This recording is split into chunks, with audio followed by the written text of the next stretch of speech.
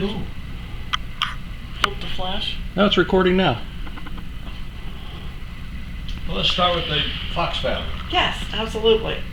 Let's go back to the order of your mother's sisters and brother. Well, I go back to the Fox family basically to say that the Fox family is FFV, and they're first family of Virginia. Ah.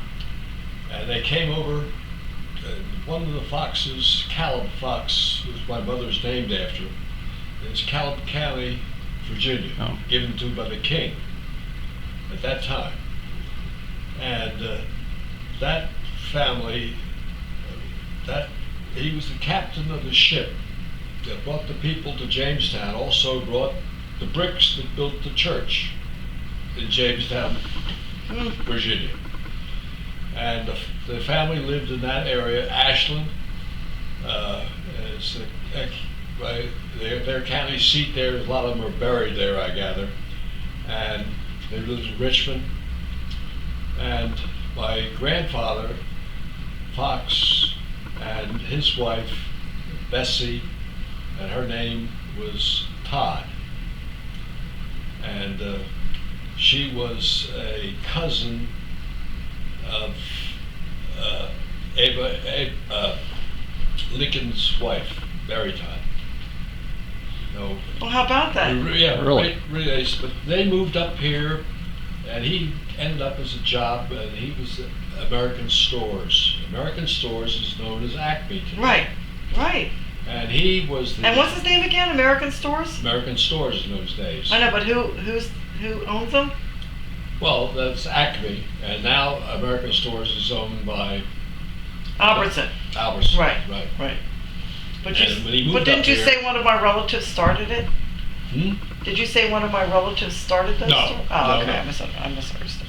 They were very close, and they brought him in to be the vice president in charge of the produce and all the purchasing that they did. And that was his job. And he started out living over in the area where the park, the amusement park was in Philadelphia, that area just off of Belmont Avenue. And then they moved out, and their home was called Red Rock on Winding Way in Marion. And that's where the girls, there were 4 girls and 1 boy.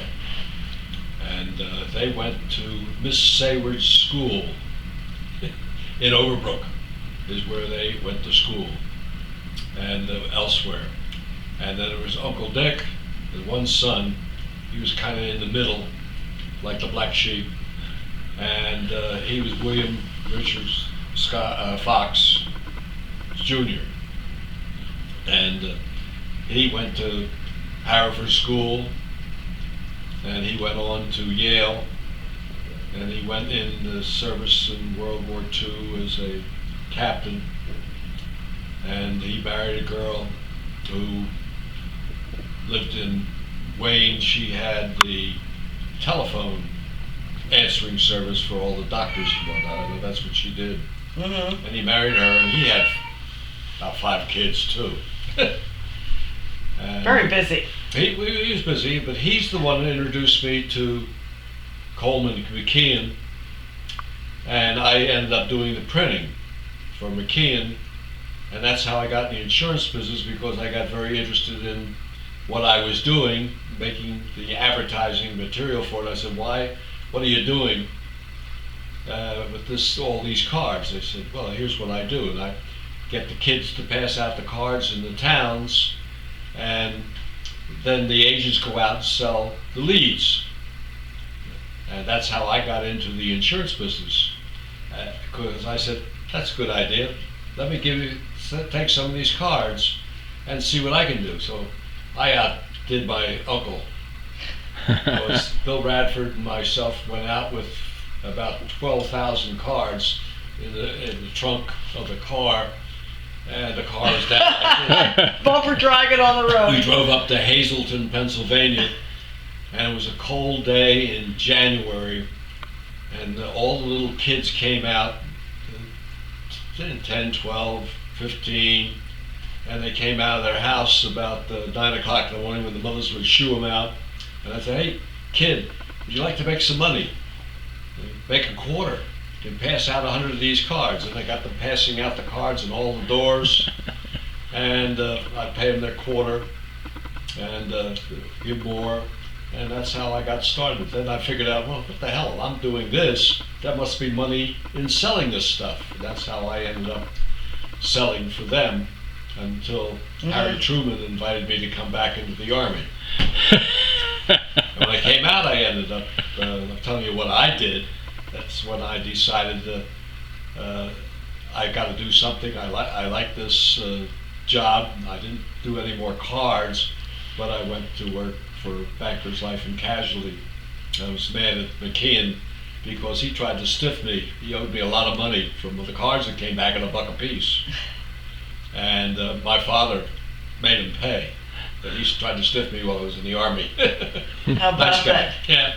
Huh. So that was my Army, my career, and that's how I got started. Now, getting back to the Foxes, my mother was the oldest daughter. She married Blaine Jr. And my next was Aunt Phyllis. She married Earl Baruch, and he became the president of Johnston, Higgin, Curtin, Brocky, very big combined insurance agency at the Ledger Building in Philadelphia. And Alice married to Dearden, and that was Sloan Blaben, the making linoleum and things like that up in Trenton. They were a big outfit at the time.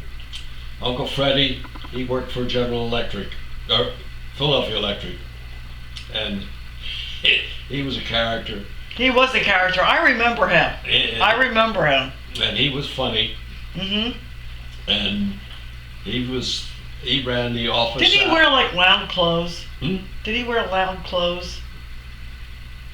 Loud what? Loud clothes, like Oh, no, plaid not jackets particularly. and stuff. No. He was a dresser, but he was. Yeah, He that's why I remember him. And he sold the stuff out of the store. And that time they were big. The electric company, they had a regular store selling stoves and things like They that. still do.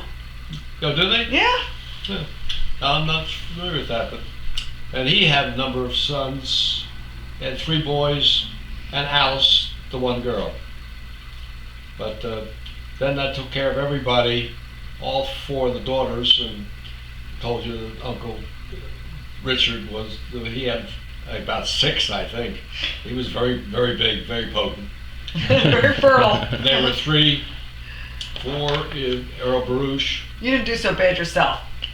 And my mother never remarried, and I was a single and the oldest child.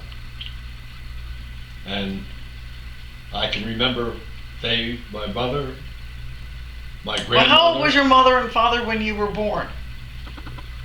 That was marriage number 2 for my mother, because she married my father, divorced him, and then remarried him Well, again. yeah, I know that. I didn't realize you were on the rebound marriage. Yeah, and I was the second time around. Well, he was caught in a coal mine action. He was getting accident up in Clearfield County. Oh, I never knew And that. she felt very sorry for him at the time. What was he doing in a coal mine? Well, my grandfather had a coal mine. Oh, and your father worked the mine? And, well, he was getting in shape for football. Wow.